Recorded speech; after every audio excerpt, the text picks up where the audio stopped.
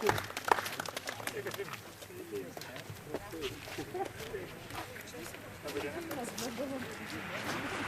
aš jau prabėgau du etapus.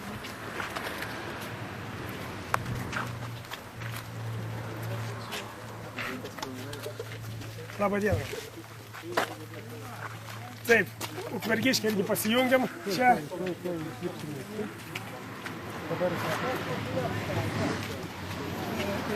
Savivaldybės administracijos direktoriaus pavaduotoja Klavdija Stepanova.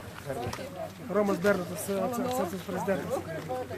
Gerbiami dalyviai, jūs pasveikins Ukmergės rajono savivaldybės administracijos direktoriaus pavaduotojas Klavdija Stepanova.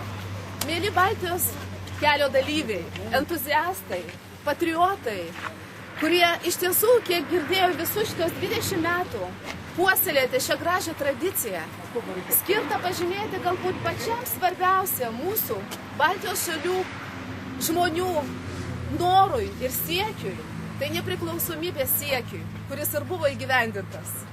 Labai džiaugiamės, kad ir mūsų Ukmergės rajonas pateko į šią atkarpą. Irgi jaučiamės truputėlį dalyviai šios fantastiškos, gražios akcijos.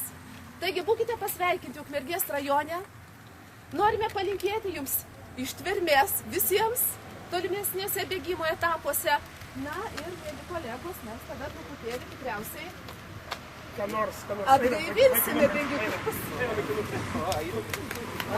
Gerbiama ponė, Lietuvos bėgimo mėgėjų asociacijos vardu ir visų dalyvių vardu norim jums padėkoti ir įteikti jums tokį prisiminimo medalį.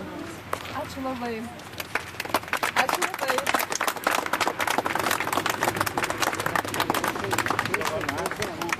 Ukmergės klubo nariai, jums Dėkui. sveikatos. Ukmergės piliakalnis. Kaip tik tai nuotraukoje.